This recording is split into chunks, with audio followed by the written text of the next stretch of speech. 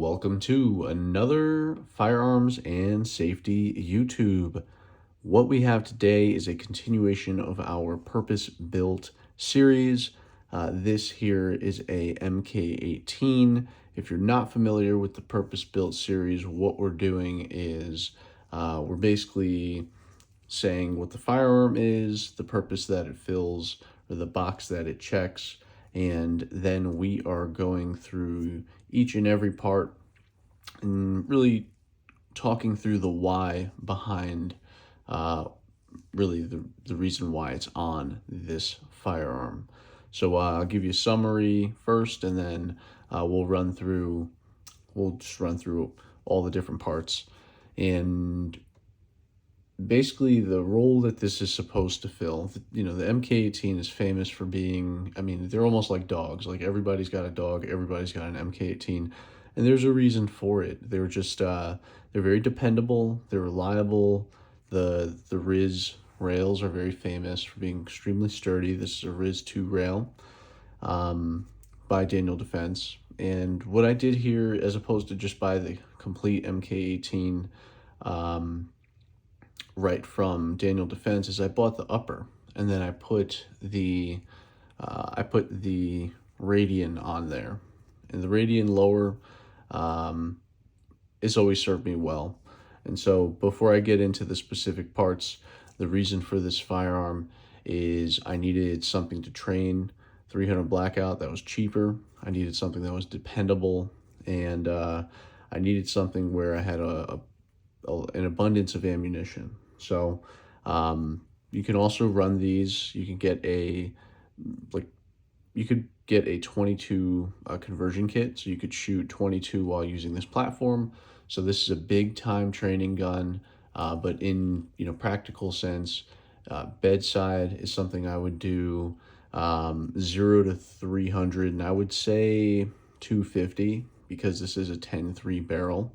And the other thing that I would say is that if stuff ever hit the fan, I feel extremely confident with this Mk18 build. And again, one of the things about ranges that I want you to think about is, how often do you have a clearing that's 300 yards completely interrupted, 400, 500, right? And if you did ever have to use this in a practical situation, how many times do you have that distance? And obviously it depends on where you live, but just as a general statement. So this is something that I've put a lot of rounds through. Definitely got in excess of 5,000 rounds through this. It runs smooth, has not had an issue, very, very flat shooting, and compared to other guns that I've shot, it's just really soft shooting, and it's gassed pretty well if you have your flow-through suppressor on there, which is what I have under this mod tack. So getting into it, we're going to start up here. We have a mod tack suppressor cover, and I'm just going to take that off. Just a quick twist, and it's just a suppressor shield rather. And with this particular shield, you can see that it's carbon fiber. It has a Cerakote clear coat on there. This has been through the ringer, and it saved my suppressor more than once. I call this basically suppressor insurance, and I like the fact that I've gotten this really hot, then this had the whole thing fall over, and I thought for sure that this would be cracked, and it's not. Now this is the older version. This is the Gen 1 version. Now they have a much thicker version, one that not only in thickness of the carbon fiber, but actually in the suppressor that it can accommodate. So this is a big thing for me. I really like these guys. Run by 2 Green Berets. I have a video on the page regarding the ModTac suppressor shield. And then here we've got the Huxworks HXQD 556 Ti, and this is a great match for this particular host, mainly because this host has, I would say, let me move this over a little bit. This host has, it's known to be very gassy, and so it's known to be very gassy which is good because it creates reliability. And so this particular suppressor is a high flow rate suppressor, and it really does a great job of taking all that gas and shooting it out the front. I'll have a review on this, but I want you to be aware they do have a manufacturing defect. The new flow, and that's kind of the rattle that you just heard. This has happened twice with this suppressor, and the new flow, the 3D printed ones, do not have this issue.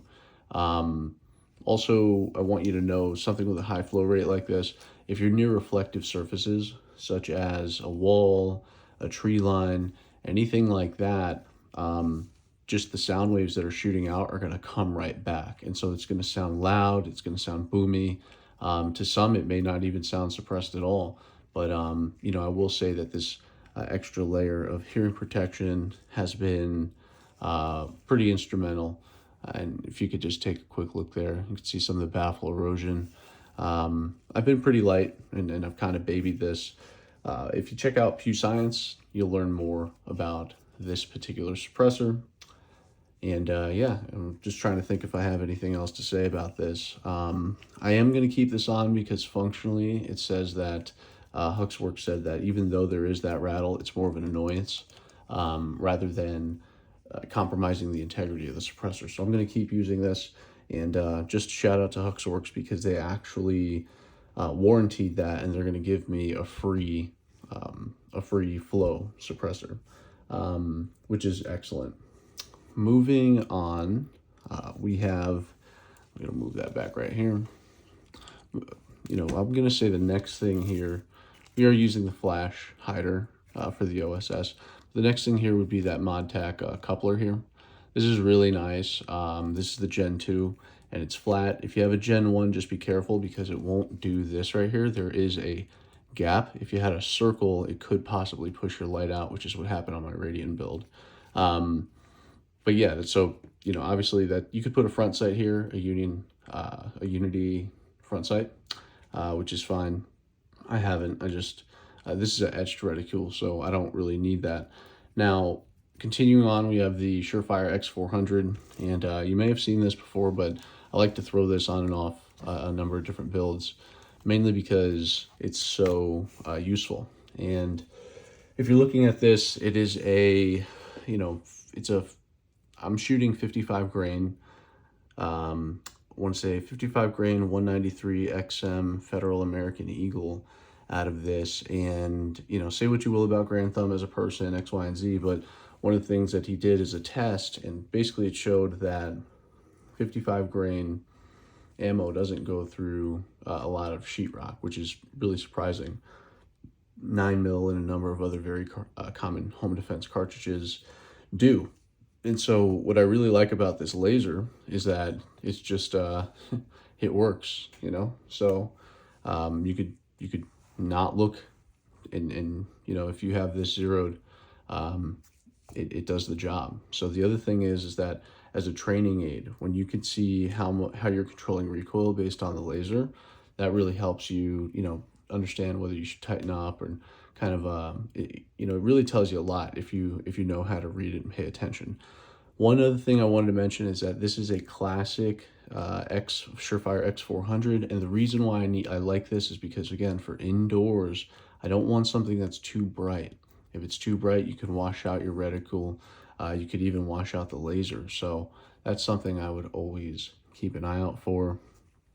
Moving on, we have the Daniel Defense Mk18 rail covers. This just came with the upper, wasn't anything special. And then we have the Emissary development grip, which is kind of the one that's right in the middle. This is the hand stop. I like it. You've seen it on a number of other builds. They do have another one called the Accelerator. The Accelerated solid, it's just longer, but I want you to know when you carry these things, keep an eye out for what you've got. This has a smooth back end, which is nice because it's going to brush up against your leg as you're moving. And so sometimes having like that big broomstick, on an SBR, it can actually just stab into your left leg, depending on how you've got it slung. So on most 2 points. So moving on, let's take a look. We have, I'm just gonna be thorough, this is a mag pull QD attachment, and then this one here is a Daniel Defense Picatinny rail. And so that I just figured it's solid, and I really like how it's got the flat screw, which really allows you to torque down on it. So in here I do have the 40 round mag, just because, you know, if someone comes through the door, you want to be able to throw down some lead down range. And I think that, you know, it looks good with the Radian lower. And let's just move along here. In fact, so if this is the PMag, it's usually what I roll with. But connected to this is the Radian 8-act lower. I like that ambi controls, and I really enjoy the Radian products. As you could tell, I mean, they just take great detail. It looks wonderful, and it functions well. I really like how it has the feature on the other side, where if you were to press the magazine release is the bolt hold open. So it just eliminates an entire step. You could just drop the mag, pull the charging handle, and then it'll actually hold the bolt open. So it's really nice, and it keeps things simple. Let me take a look here. So I do like that. You know, I will touch on the RIS2 rail. There is a very, very secure. It's known for being tough, you know, GWAT era kind of thing. You'll see a lot of this. They do have the RIS3 out. It is M-LOK, and it's like 0.02 ounces heavier, but somehow, to me, the M-LOK feels lighter, the M-LOK of the RIS3 rail. So that's something you should be aware of. Within the bouncing back to the Radian, I've got the same, you know, Radian Talon safety selector. I have actually a Aero lower parts kit back when they were shipping stuff on time. I just really wanted to keep this mil spec in the spirit of the thing. I like to keep things stock until they need to make an adjustment, or basically the entire setup tells me that there needs to be an adjustment. So, you know, this trigger works great. I have no problem doing splits or doing anything that I need to do on there. Moving on, we're just going to talk a little bit about the Primary Arms GLX2X. This actually is a etch reticule, and it actually comes with a bullet drop compensators within the reticule. It has a horseshoe, and then it's got a little chevron. Then there's, you know, again, there's a couple lines there to help you with holdovers and ranging. But what I want you to, you know, I really like how durable this is. It uses a mini ACOG footprint. The one con is that the battery doesn't really, just the battery cap kind of sucks. But I really enjoy this optic. It's relatively inexpensive, and the 2X is not too much. They do have a 1X and a 3X, which is very small. It's about this small, and I would actually use that moving forward. If I had to do this again, this is what was available at the time. But I really like the etched reticules and the prisms because they're indestructible. If your battery goes out, you're going to be able to have that black reticule, which you could see when you've got your flashlight going. And that's actually a reason why I'm not running irons on this. It's just because the prisms are really hard to break. They're proven, and they're extremely durable. Yeah, I think that it would be pretty unnecessary. Although, you know, I know many people would, you know, beg to differ. So if you got something to say it in the comments. I'd love to learn a little more about what perspective you've got and why. So moving on, we've got the Unity riser attached to this. This is, I think it's called the Unity Rise or Fast Riser, if I remember correctly. Yep, fast mount, and it's actually the ACOG. It's the mini ACOG footprint. So I like this a lot. I don't have the QD one. This is before then. I really don't like QD. So, excuse me. Yeah, I really don't like QD. And personally, I think that QD is it's a fail point. You know, some people think not. Maybe, you know, it just really depends. Now, Continuing on, just the bolt carrier group. I've got the Daniel Defense one. You can barely see the DD there just because it's so dirty, and I've shot it so well, and or just so thoroughly. Continuing on, we have the, I want to say this is the Ergo Deluxe grip, and it's a fantastic grip. I really like it. Little thick, but I've since moved on to the, just dropped something, but since moved on to the Kung Fu grips. So I like the Kung Fu ones. I haven't changed this out, but you know, in the end, I think that this is definitely a good one. Now, another thing that I like about this particular one is this particular setup is that you could just give this to anybody and they'll do well with it, which is really nice. And you can't always say that for everybody. And so a lot of people like this setup. They really enjoy it. And then if you ever want to see some fireballs, you can actually take the suppressor off, and it's really nice. Moving on, let me see. We have the Radian charging handle, the SD. It's supposed to, you know, vent gases and, you know, that kind of thing. But I do find that it's really nice, you know, combined, again, the gassy, they say that this is a gassy upper. The gas port is 0.70 inches. So it is relatively large, but you know, I've seen barrels come with much bigger ones because they expect you to use an adjustable gas block. This one, I've just kept the regular gas block, but the whole point is that it's gassy, and it's tamed very well with the suppressor and things like this charging handle. So there are other charging handles to try out on smaller platforms or other platforms. You could look out, because if you get the wide one, it might poke you in the chest as you're carrying it. But yeah, continuing on, I left the stock buffer spring and buffer weight. This is a SB Tactical A3 brace. The one thing that I didn't mention, and it's for good reason, is this sling. This sling is a VTAC Street Fighter sling, and the whole point is that it's supposed to mount up neatly, and you take it out here and it rips the Velcro, and you know, then you're ready to go. The problem is that you know, I'll put the VTAC wide padded on here instead, mainly because this is too thin. Once you have the weight, this starts cutting into your shoulder. I mean, you do give yourself 10 minutes, and you're not going to be very happy at the end of that. So just wanted to, you know, give you that overview of what really the purpose that this fills in this whole, you know, setup. And I really think that it's important to think about what needs to, or just really the role that every single part has for what you're trying to do. And with that being said, you know, if you guys have any questions or comments, please feel free to leave them. I could do a QA on this series if you guys have strong enough opinions. So I would definitely go for it.